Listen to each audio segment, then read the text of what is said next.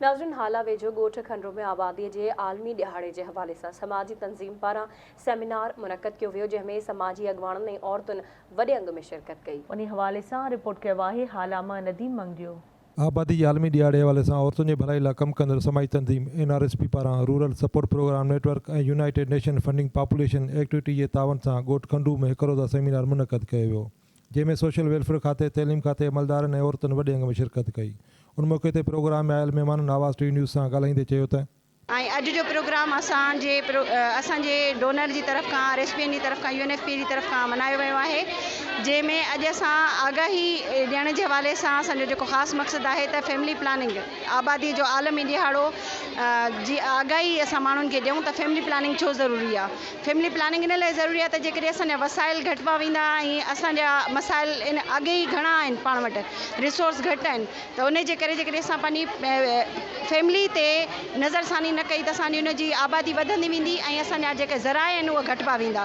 उन सूरत में इहो थींदो त जेके असांजे ॿारनि जी तालीम आहे, ॿारनि जी खुराक आहे, ॿारनि जी जेका तरबियत आहे उन ते इलाही सारो असरु पवंदो। त हिन प्रोग्राम जे ज़रिए असां पैगाम ॾियणु चाहियूं था त इन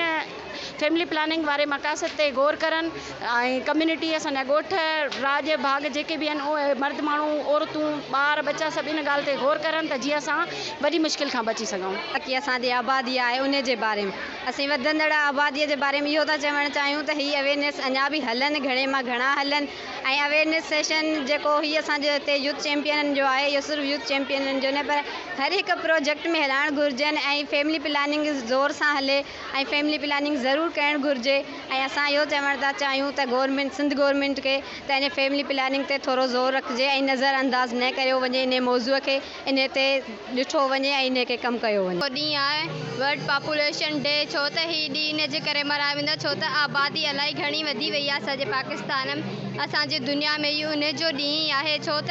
असांखे हिन ॾींहं जे करे ही असांजे गुरबत थी वधे, छो त गुरबत में असांजा ॿार इलाही थी सघनि था ऐं इन खां बावजूद बि माण्हू फैमिली प्लानिंग ते अमल नथा कनि। ऐं असां गुज़ारिश कंदासीं जेके असांखे ॾिसी रहिया आहिनि ऐं पंहिंजे फैमिली प्लानिंग खे कंट्रोल कनि, मर्द औरत मिली करे ऐं कपिल मिली करे पंहिंजा फ़ैसिला कनि, जेको असांखे TV ते ऐं न्यूज़ पेपरनि में जेके असांखे ॾिसी रहिया आहिनि, छो त उन जे करे ई इलाही गुरबत थिए थी, छो त जिथे ॿ ॿार पालिया वेंदा उते 5 ॿार कोन पालिया वेंदा, छो त उन जी सिहत खुराक ऐं कपिड़ो गंदी घुमणु फिरणु ईद बारात जेको हुननि खे ॿिनि ॿारनि खे मिली सघे थो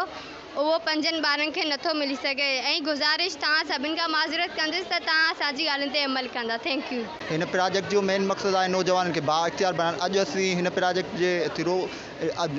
वर्ल्ड पॉपुलेशन डे मल्हाए रहिया आहियूं। हूअं त हिन प्रोजेक्ट में असीं मुख़्तलिफ़ क़िस्मनि जा ॾींहं मल्हाए रहंदा आहियूं। अॼोके ॾींहं जो मक़सदु अॼोके ॾींहुं मल्हाइण जो मक़सदु असांजो जेको उहो पॉपुलेशन बाबति अवेयरनेस पैदा करणु ऐं उन बाबति उन जा जेके इम्पैक्ट आहिनि कम्यूनिटी में, कम्यूनिटी जे माण्हुनि बाबति उन्हनि में अवेयरनेस पैदा करणु। सेमिनार में यूथ कैंपेन जे नींगरनि वधंदड़ आबादी हवाले से तकरीर करे टेबलो पिणु पेश किया। कैमरामैन नदीम राजपूत सां गॾु नदीम मंगरियो, आवाज़ TV न्यूज़ हाला।